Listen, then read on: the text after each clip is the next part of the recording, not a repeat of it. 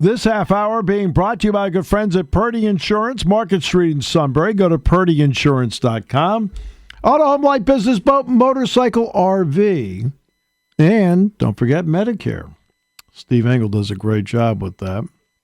And the Medicare open enrollment period starts next week. It is all at Purdy Insurance, Market Street in Sunbury. Go to purdyinsurance.com. Customer service means everything to them. They'll do everything they can to save you money while making sure you're fully insured.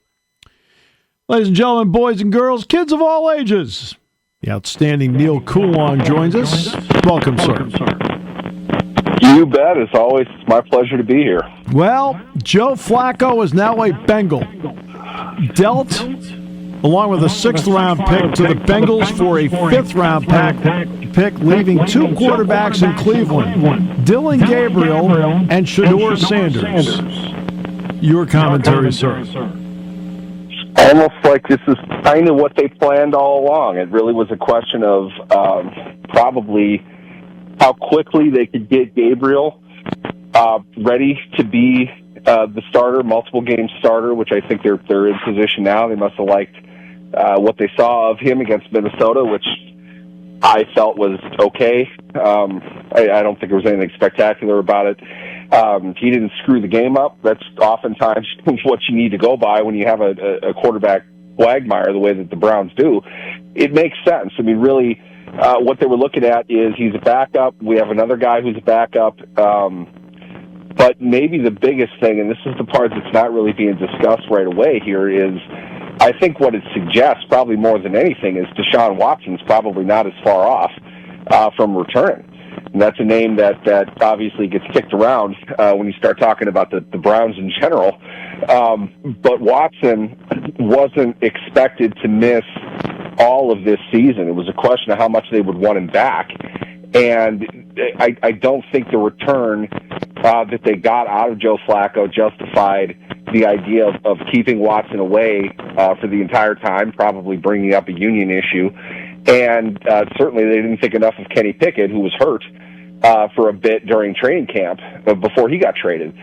And between Gabriel and Shedeur Sanders, you have one career start. I don't think that they feel confident in the experience that they have in their quarterback room right now. To me, I think the move, more than anything, suggests, one, Gabriel did enough in the one start to think that he could start for the next month or so, and they'll be okay. They'll put out a competitive product. They're still going to be a very much defensive-dominated team.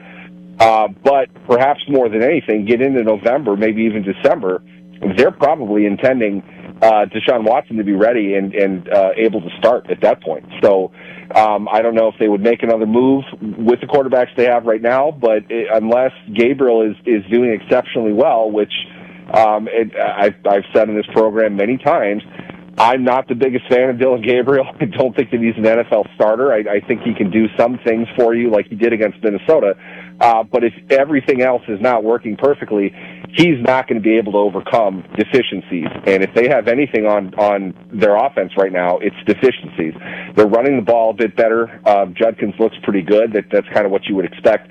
It's just really hard to go with a running back for 4 quarters and expect to have a lot of offensive success. And there comes a point where Gabriel, the limitations that he has physically show up in the playbook. There's only so many things he can do. You can keep him on schedule for first 12, 15 plays, maybe get some good stuff out of him, get a couple plays down the line throughout a game, but you can't scheme up much for a guy that can't really throw all that well, isn't particularly big in the pocket. There are only so many places he can go. So it was a very limited set of plays that they had run for him in their passing game against Minnesota. That will expand, I'm sure, as they go, but I don't think you can get a whole lot more out of him than what you have. That's my opinion. They drafted him in the 3rd round, which I thought was way high for where I would have expected him to go. But an NFL backup isn't a bad career, and I'm not saying that he's nothing, but I think all of this really suggests more than anything that Watson is closer to coming back than what we've probably thought. And it might be, another month or so, but they don't need Flacco. If Gabriel can play, you may as well not pay him and get a draft pick in return for it, which is what they did in that trade. And by the way, Bailey Zappi will be elevated from the practice squad. I wouldn't doubt he's actually the backup quarterback. I wouldn't because at least he has some NFL experience. Just a thought. Just a thought. I would agree with you. I think that's fair too. I mean, people are going to talk about Shedeur being held back, but the reality is, I don't know how fair of a situation it's going to be. He is a very, very different player than Gabriel. If you have a game plan set up for Dylan Gabriel, he gets hurt and Shedeur Sanders comes in, I don't think the team has practiced the type of stuff that they would want to run if Sanders was in there. And if that's the case, I would agree with you. You're probably going to have the experienced NFL starter be the backup. There's more stuff that you can do with him that's probably more in line with what you've been doing, but there are basic things that Zappe probably has over Sanders right now. It's not an indictment on Sanders. I would say, if anything, if they didn't believe in him, he wouldn't be there. Zappe wouldn't be the one in the practice squad. It'd be Sanders. So if Sanders has to start and they have a week of prep, you can put in something a lot better than just kind of sticking him out there in the middle of the game for his first NFL action. That's not always the best way to handle a young quarterback, in my opinion. So I don't think it's a bad thing for Sanders either way. I think this really is just going to be more or less a redshirt year for him, and that's not a bad thing. The Browns, they're not eliminated yet. Certainly a 3-game losing streak here is all going to do it, but they have the kind of defense, as we saw against Minnesota. It's good enough to win in the NFL. I think they have a really weakened division right now as well. So it's an aggressive move. I think overall with Sanders, they would like him to develop. I don't think it's a good situation if Sanders is forced to start. I think a lot of guys get hurt for that to happen, but it's not a bad spot for him to be in, and I don't think the Browns are done quite yet. I think they're capable of upsetting a team or two, as we saw against Green Bay 2 weeks ago, and really they probably should have won that game against Minnesota too. It's not a bad football team, so they've got some work that they need to do, and I think they can do that with Gabriel perhaps better right now than they could with Flacco, and it's a move that they needed to make for the remainder of the season. Let's turn to the division leader, the Pittsburgh Steelers.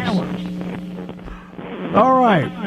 So why, other than the ineptitude of the other three, maybe not the Cleveland defense, and for the Ravens, it's a lot of injuries, and for the Bengals, it's no Joe Burrow. But what do you like about Pittsburgh now you've had a chance to give it a week to digest the Steelers? They have a healthy quarterback who was in training camp with them. That's really kind of what it comes down to.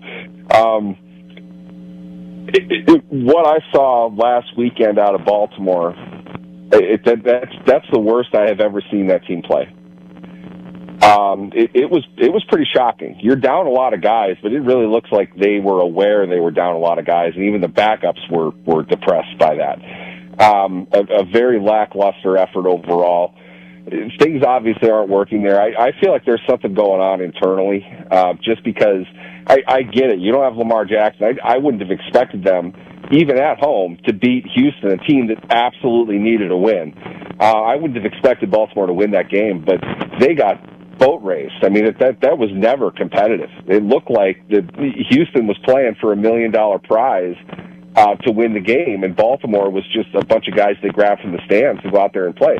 I would have expected more out of a John Harbaugh coach team. I was surprised by that. But if that's the level they're going to get, they're going to lose a lot of games. I mean, Lamar or not, that was really bad. I still think they have the best roster in the AFC North. I would not be surprised if they still win the division. And some of that is because Pittsburgh has just kind of taken care of business at this point, and that's usually what Pittsburgh does. They don't rise to the challenge any more than they sink to the depths of the situation. It's going to come down to 1 or 2 drives, probably in the fourth quarter. That's typically how they play, and they typically win those games. So things are going the way Pittsburgh would want them to go. They're not going to surprise anybody. They're not really going to, typically they're not going to just destroy a team over 4 quarters either. That Cleveland game is going to be big, though. I would not, circle the Steelers in ink on that one. I think it's going to be a very difficult battle for them in a lot of games because they're largely undermanned. We've talked about this with DK Metcalf, and I understand his stats look pretty good. But if you look at the manner in which he got those stats, there's a pretty significant defensive gaffe on each of them. He's had, 3 big plays, I think. You're not crying about the overall numbers, but don't be surprised if he doesn't do anything for like a 3, maybe 4 game stretch either. You have to set up guys that are running shallow crossers and taking them 75 yards. It just doesn't happen. So I don't know if the Steelers will have an explosive element to their offense that they can rely on. I think they have a much better quarterback than they've had, but one thing with Russell Wilson that we haven't seen Rodgers even really try to do at this point, Wilson can get the ball deep down the field. And when you're not able to stretch a defense off and you really want to run the ball, you need to be able to hit something over the top. Now, the absence of Calvin Austin could contribute to that, but listen to what I just said. Calvin Austin's not on the field, therefore you can't make big plays as an offense. That's not a good thing. So I'm not saying the Steelers are a house of cards at this point. I think they'll be what we're used to them being. I don't think Kenneth Gainwell is a 1,500-yard running back. I think he did pretty well against a very beaten-up Minnesota team in a foreign country. I don't want to put everything into that game. I thought it was a pretty weak overall offensive game from the Steelers anyway. But as usual, they make the timely defensive plays. Good things happen, and oftentimes in these games we see a big special teams play. That's a signature Mike Tomlin win nowadays. As we've seen, though, you don't know how sustainable it is. It's good enough for 10-7, 9-8, and finishing pretty far behind the top 4 within the AFC. I think that's who the Steelers are. The Ravens have a much higher ceiling, and they've got much more of a reason to kind of climb back into things. But Pittsburgh's not an easy team to beat. You've got to play, I don't want to say perfect, but you can't make mistakes. They're waiting for you to make mistakes. You don't make mistakes, you typically beat the Steelers. The Ravens right now are making a metric ton of mistakes in every game they're playing, in all 3 phases. So they're beaten up a little bit, but I really think this is kind of a get-right time for Harbaugh. Probably without Jackson this week, I don't like their chances of winning, but then they've got to bye. They'll get Jackson back. I think they'll get things right. And it's really going to come down to 2 games, Pittsburgh versus Baltimore again, like it's often been within the division the last couple of years. And, Baltimore certainly had their number last year, and we'll see how Pittsburgh can prepare for that. But Baltimore, player for player, is just a better team. I will freely admit, I haven't watched halftime of the Super Bowl in decades. Half's over. I'll go I get a bite to eat. Try and time it out in such a way where I get back in time to watch the second act. Because I'm all about the game. That's me. I thought Bad Bunny was really good in Happy Gilmore 2 as the caddy. I know nothing about Bad Bunny at all. Like zero. I can't tell you a single thing about the individual. What has been the reaction to what is supposed to be something that would appeal to a wide mass? Am I missing something here? I think, full disclosure, first off, I drive my kid to school. I got a 12-year-old daughter. TikTok radio is the only thing she'll listen to. So I hear a lot of Bad Bunny. I minored in Spanish in college, but my Spanish is not good enough to understand, what's being said, except I can identify that he is singing in Spanish. She is a fan, not really, certainly not Taylor Swift level. I think ideally, and this has probably been true of the NFL for the last decade, if they could get Taylor Swift to do the halftime show, they would, probably every year. Bad Bunny, to me, fits kind of in line with more or less what they've done certain years. It's not every year, but they've put together an ensemble a couple of years. Having one standalone act who's one of the top acts within hip hop within music today isn't a surprise. For somebody that that's my long way of explaining that I am not up to date on pop culture and Neither music. am I know the name, therefore he's got to be pretty popular. So I don't think there's an issue. I will say, however, and I'm choosing my words carefully, there are certain debates ongoing within our culture today that bring out another leg of the same argument over and over again. I think that kind of stokes the fire a little bit. But honestly, objectively, in a vacuum, I don't think that Bad Bunny performing at halftime is all that different from most other hip-hop acts that they would have. Right. It's not a country singer. It's not a classic rock band. It's somebody that is more current, that is a lot younger. And I agree with you. I thought he was great in Happy Gilmore, and I had never seen the guy in my life prior to that. Neither had I. He was funny. He was entertaining in that. I'd never heard of him. Right? And then all of a sudden I watched it, and I thought, this guy's a riot. Yeah, he was good. Yeah. I think he should do more work.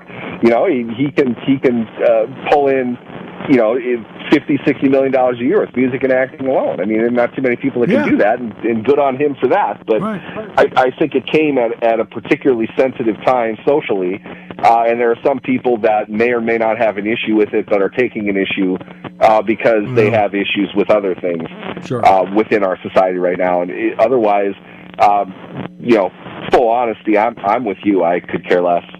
That's when my daughter comes in to watch the Super Bowl. Right. They're into that part of it. Me, doesn't really matter. There's a lot of things that go on. It's a really long halftime. Unlike every other NFL game, so you have a chance to get a snack, talk a little bit. But I could care less. It doesn't make a difference to me. But yeah, there certainly seems to be a lot more conversation about this in a negative way than there usually is. Yeah. And it's to me, it seems to fit the mold of what they usually would have. I mean, I realize they have to move staging around. I understand that. But to me, the halftime thing should be 20 minutes. The normal NFL halftime is currently 12. 8 additional minutes just to do whatever you have to do. But I think you've got to just do whatever you do a couple of things, and then get back to the game. I mean, to me, I think you're at the point now you can do that. The game speaks for itself. Yeah, I mean, when you're faced with the choice of being able to squeeze in another 3 commercial breaks as well as sponsor the event itself, and I don't know if this is true or not, but I've heard they don't pay them. That's true. To be fair, you've got 300 million people across the world are watching this, so there's plenty of exposure there for you. Plus, free publicity hyping up the show, and you only have to play for 7 minutes or whatever it is. But yeah, it's weird. I mean, you really get into a zone watching games throughout the year, and by you said 12 minutes long. That's interesting. I don't think I ever knew what the number was exactly, but come minute 15, 16, you really start to notice how long it is. Yeah. It's kind of like, all right, let's get going. Momentum's kind of dying here. Teams will prepare for it however they will. I can hear Mike Tomlin saying we do not care if they would ever actually, get to a Super Bowl. That'd be the least of their concerns, I'm sure. But it does seem a little bit different, and you do seem to get kind of a different energy from each team coming out of the locker rooms. Maybe that is why. It's interesting that a couple of minutes can do that, but when you're in a rhythm, when you're kept to a very, very tight schedule, which all NFL players are, you can definitely see why it makes an impact. Well, you always make an impact, just so you know. That's why you're asked on every single week, and I appreciate the fact that you think we're worthy of it. Thank you so much. Pleasure is all mine, as always. Thanks for having me, guys. That's Neal Coolong joining us on the show today. The Steelers had a bye week, and now they get ready. And the bye, coming off a trip to Europe and so forth, look, you deserve a bye week after doing that. It's very difficult to have to play right away. 2014, Penn State had to play right away after playing in Ireland. And it takes a lot to get back and get going. Now, it's interesting. I was talking to somebody about this today. They were asked about, how do you feel like after making the trip? And I've said the same thing over and over again.